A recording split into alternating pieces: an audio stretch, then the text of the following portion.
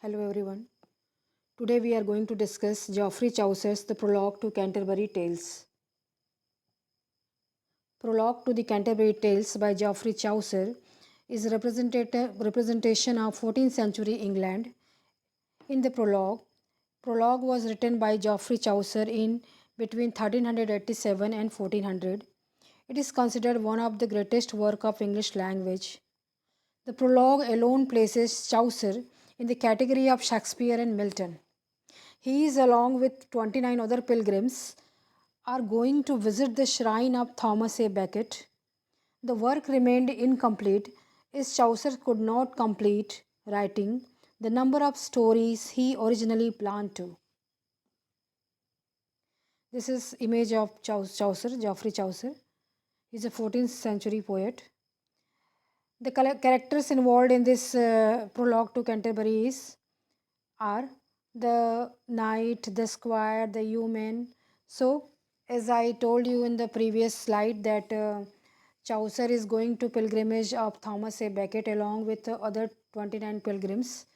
So, Chaucer is describing these pilgrims one by one according to their status and according to their he describes their dresses, he describes what they eat, how they talk, and all that. So their main characters are the knight, the squire, the yeoman. These three belong to the nobility.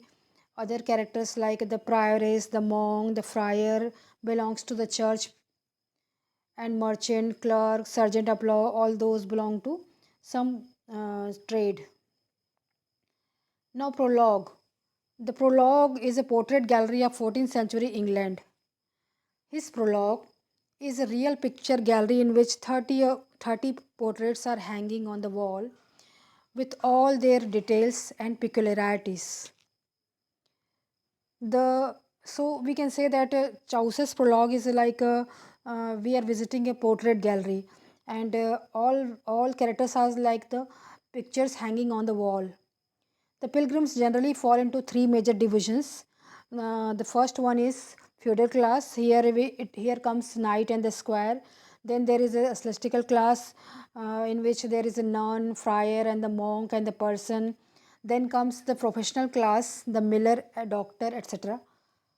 So this prologue is a representation of every branch of 14th century England.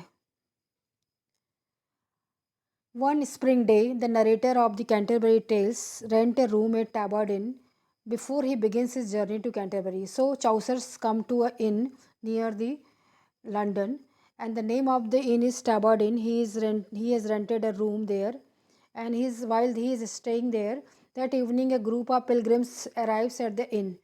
So a group also comes there, and they are also going to visit a shrine of Thomas a Becket, and narrator is very happy that now he has got company, and he is mingling with the people, and they are chatting, drinking, eating, and Chaucer is describing these pilgrims one by one to us. So the first person whom he describes is the knight. Knight belongs to the noble class. He is the very essence of chivalry and courage. Similarly, he is the epitome of gentlemanity. So he is the person who is very respectable. He loves truth, freedom, and honor. Every member of the group praises him. He has an elevated position. He doesn't care for the dresses. He just care for the devotion of the country and devotion for the religion. He has fought in many battles before. So he is a perfect knight according to Chaucer. The next pilgrim in the group is the squire. The squire is a son of knight, and he is equally courageous, and but at 20 years of age the squire is a lover and a lusty bachelor. He is not so worthy like his father, and he dresses well. He is wearing red and white flowers. He constantly sing and play on flute, and he attracts many people, and he goes to war like his father, but only for the cause of his get appreciation from the lady love. So the reason for going to war are different in case of square, and knight. But Chaucer says sarcastically that the fight he fights battle for the lady love and not for the religion, like that.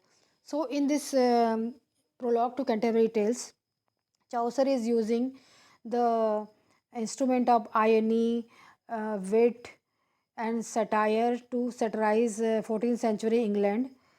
So he is all the time praising the people around him, and at the same time, he is giving a punchline and showing the true color of the character. Now, the next pilgrim is the human. The human is a person who is a servant of squire and knight, and he is accompanying them. Now there is a group called ecclesiastical class. So since it was a pilgrimage, there were many people from the church, and that is called ecclesiastical class. The first one is the prioress. Her name is Madame Eglantine, and she sings very sweet song with her nose. She is very religious. She knows French. She has excellent table manners, and Chaucer says that she is very sweet, gentle, and kind lady, and she is selfless also, amiable also, and delicate also. And she is wearing a brooch in which there is written amor vincit omnia, means love conquers all. So Madam Eglantine is described to live a very surprisingly secular lifestyle. So since she was a church person, she must have been religious, but she is not religious at all. Instead of that, she is engaged in worldly affairs, and she likes to she likes merrymaking. The next character is the pardoner. Again, he belongs to ecclesiastical class. The pardoner has long, greasy, yellow hair and is beardless. So, Chaucer is describing about his features, and he has just arrived from Rome, and he is having some religious relics in his pocket, and he is selling them. But he is telling that these relics are from the Rome direct, and these are very means very religious and very expensive. But Chaucers know that these relics are just fake and nothing else. So he sells them in the name of Virgin Mary, and he is having the veil of the Virgin Mary, a cross, and some pig's bones. So he cheats people, poor people, with these relics. The next pilgrim is the monk. He is also from ecclesiastical class. His name is Duane Pierce. He likes to live with pleasures and luxury. The monk is well fed, fat, and his eyes gleam with furnace in his head. So, Chaucer says that the uh, a monk of the Middle Ages are not ready to devote their life to service of Saint Benedict, but they want to live a life of merrymaking. He doesn't want to work and prayer. He just want his own rules. He likes hunting, eating, and drinking. So Chaucer is telling that the many people belonging to the church and the noble classes are not following the rules set by the church, and they are just Epicurean in nature. They likes good food and good wine. The next character is the friar. The friar, his name is Hubbard, and the friar had a fake oath to help poor, follow the teachings of Christ and perform good works. So his name is Hubbard, and according to Chaucer, friar should help poor, and he has taken oath to help them, and go in the path of Christ and perform some good work. But he is not at all like that, and he is a wanton fellow. He is a very leech fellow, and he is licensed to beg in the certain districts. He hear confessions, and then he blackmails people, and he blackmails ladies. He first of all he makes relations with them, and then he finds husband for them, and in this way he settles them. So he's a very bad fellow, and Chaucer criticizes him a lot. Then the next character is a parson. Parson is a good person. He is a positive character here. and you can say that he is a very positive person in the whole ecclesiastical class. He is a good person, religious man, the person of the town. He travels. So he is a poor. He has not so much money. He goes on foot. He goes to his parish carrying a stiff stick in his hand, and he calls his parishioners as a ship. He's a very noble person. He loves his people. He calls them sheep. And first of all, anything he acts first and then he preaches. And he's a very devout churchman in the company. He's the only person who is very chaste, very what we can say that he's exact the person who follows the rules of church. He is learned priest. He never condemns the poor people for being unable to pay taxes. So he doesn't care much for the money and he only care for his duty. Then Chaucer describes about the other characters other from the church, है ना, who has also come to that pilgrimage. The first character Chaucer describes is the wife of Bath. Her name is Ellison. She comes from the place called Bath. So some people made out that she is a wife of Bath. Bath is her husband, but this is not the truth. Bath is a place in England, and she belongs to that place.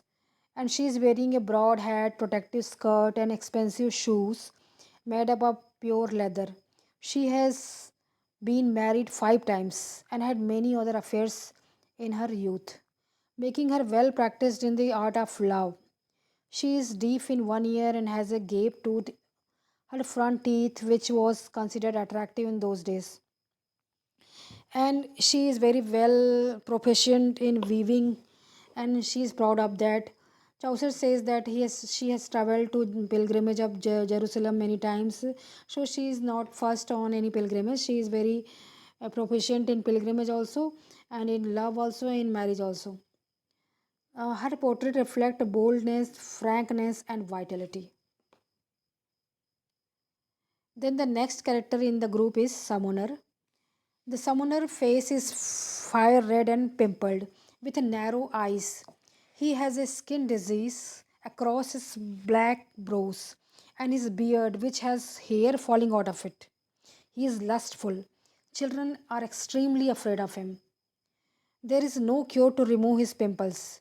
He loves drinking wine and eating leeks, onions, and garlic, so he is a Epicurean in his nature. He summons people to appear in court, and then in this way he cheat them. So Chaucer is again criticizing Summoner, and he's saying that he is not a good person and he is a very cheat, and he is a Epicurean kind of person. He gets drunk frequently, is irritable, and is not particularly qualified for his position. So Chaucer is again making fault clear to us. Then the next character in the group is Miller. Miller comes next in the final group of pilgrims. Those of this lower social status, brave and browny. Miller has a wart on his nose and big mouth, both literally and figuratively. So Miller is having some wart in his nose. Indeed, the Miller seems to enjoy upsetting all convention. He is against convention. He doesn't follow any rule. He he breaks rules. He find it very attractive in breaking rules. He steals coins, takes payment for it 3 times, but then Chaucer ironically says that he is a perfect miller. So again, Chaucer is showing his fault also, and at the same time, he is telling that he is a perfect miller. So in this way, we can conclude that Chaucer's satire is not harsh; it is very mild. Then the next character in the group is physician. A doctor of medicine is dressed in red and blue and speaks with great authority about medicine and surgery. So there is a doctor in the group, and his medicines are not based on science, which are of modern science, but it is based on herbal science or astrology. and he is well proficient in his profession, and he is well read, and he reads books of medicine, but he doesn't read much of Bible. So his interest is in medicine, not in Bible. So but still he is in on the pilgrimage. And Chaucer's also adds that the physician loves gold, so he is very fond of money and getting money. In this way, Chaucer said his fault. The next character is Franklin. The word Franklin means the free man. He is a large landholder. He has been member of parliament. He is traveling with a man of law, and he is of very sanguine temper. He lives for culinary delight and house in full of meat pie, fish, and more meat. Again, he is a Epicurean person. Then there is a man of law. He is a successful lawyer and hired by the king. He is very rich and even gets expensive gift from his clients. He is not wearing very expensive cloth. He is rich, but he is not wearing expensive cloth. That Chaucer expresses. He buys a lot of land with his legal expertise. Then the next character is the clerk. He is a scholar of Oxford University. The clerk is a poor student of philosophy, having spent his money on books and learning rather than of the fine clothes. He is threadbare and simple. So he has spent all his money on the books, and so he has no money left. So his clothes are very simple and threadbare. He speaks little, but he does a lot. His words are wise and full of moral virtues. He would rather have 20 books by Aristotle than rich cloth or musical instruments. He only has a little gold which he spends on books and learning. Then there is a merchant. Merchant is trades in foreign and other cloths, mostly from Flanders. He is a part of powerful and wealthy class Chaucer's society. Then there is a cook. The Roger the cook accompanies the five tradesmen. Then there is a Mansell. He came from inner temple. He is also a cheat, Chaucer says. Then there is a character called Shipman. A shipman from Dartmouth. He is a brown skinned and he has many experiences of sea voyage. And he is having a ship called Maudeline. And he has a good ship with him, but still he attacks other ships. And he steals wine from ship's captains when captain is asleep. Then Chaucer describes about the host. The name of the host is Harry Belly. He is the leader of the group. The host is large, loud, and merry, although he possesses a quick temper. Then there is a character called the Plowman. The Plowman is brother to a person. Plowman is a person's brother and is equally good hearted. A member of peasant class, he pays his tithe to the church and leads a good Christian life. He has hauled many cartloads of duns in time and is a good, hard-working man who lives in the peace and charity. So Chaucer has all the praise for him, and he is very good as his brother Parson.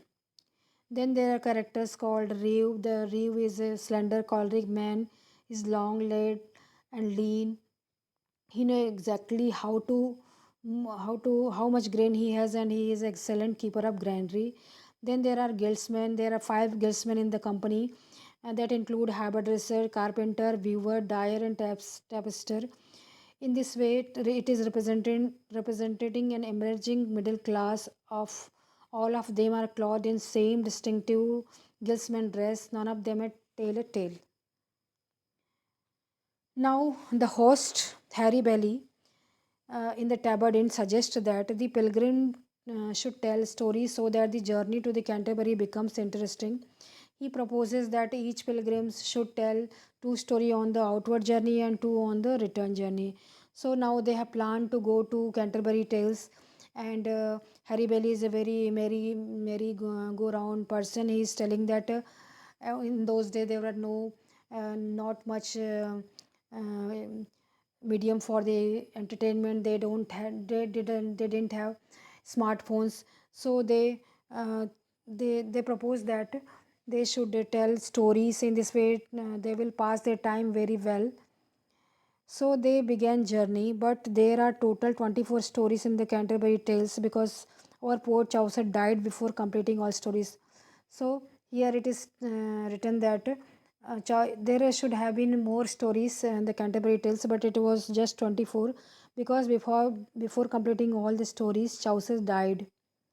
So there are 22 verse tales, two are prose tales, and in this there is one tale which is told by Chaucer, which is in verse, and one is in prose. And the tale prose tale is called Tale of Melibes. So this was the video about the Canterbury Tales. Hope you like the video, and if so, please like the video. Thank you.